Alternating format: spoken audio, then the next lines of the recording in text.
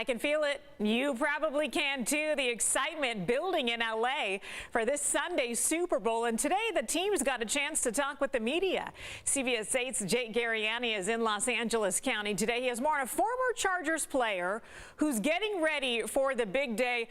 Jake, when I think of this story, it's something movies are made out of. It's exactly something movies are made out of, and I can't wait to get to that, but I do want to set the scene a little bit because people are going Super Bowl, SoFi Stadium, and this is a big field, right? Well, here's the kicker, okay? The Rams actually practice north of LA in Thousand Oaks, California at a small private Division III school called Cal Lutheran University. That is where the Rams were today, and that's where I got the chance to catch up with former San Diego Charger Eric Weddle. Eric obviously loved in San Diego with his time with the Bolts, and you know, I asked him, I said, hey, Eric, do you remember that fan base? What was it like to be around that fan base, and how does it compare to the Rams or the Ravens or where else you played? And this is what he had to say. You know, I love San Diego. We built our home in San Diego. San Diego is our home. We love the people, the city, and I've been in a couple places. Obviously, I went to Baltimore and then LA, and then there's not a better fan base that root and have your back, and I felt it, and I love them dearly, and I feel it. I feel it in San Diego. I feel the people that are behind me, that are supporting me.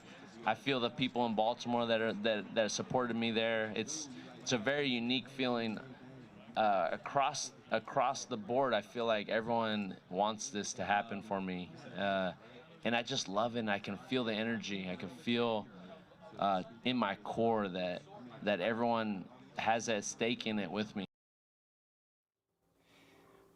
So Eric has definitely not forgotten about San Diego for, you know, that means anybody that backs him up. And you mentioned this is the thing that movies are made of. Well, it really is. He said he's done after this. He came out of retirement in the middle of the postseason. He's going to play in a Super Bowl, and then he's done. And he led the team in tackles in the NFC Championship game. So this guy isn't just some motivational leader. He's going to be calling the defensive plays for the Rams at the Super Bowl, just coming out of retirement. How's that for a movie?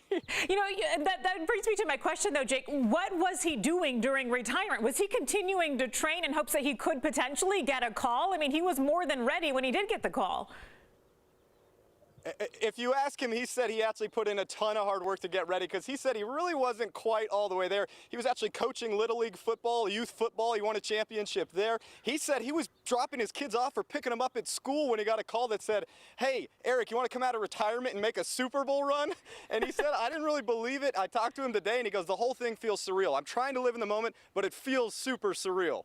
Oh, it's the Cinderella story. Can't wait to cheer him on Sunday. Jake, glad you set the stage because I was wondering where you were to see it so quiet behind you in Los Angeles. That's very not like SoFi Stadium. Yeah, it's super unique. This white building behind me is actually part of the Rams. They moved here as a temporary training facility when they came from St. Louis, and they're still using it to this day, trying to figure out where they'll permanently train. But yeah, I mean, you're just kind of up here in the hills north of Los Angeles at a tiny little school, and yet an NFL team's training here getting ready to play in a Super Bowl. Yeah, unbelievable. Jake Garriani reporting live from Thousand Oaks. We'll see you back at SoFi Stadium over the weekend. Jake, thanks. Thanks, Heather.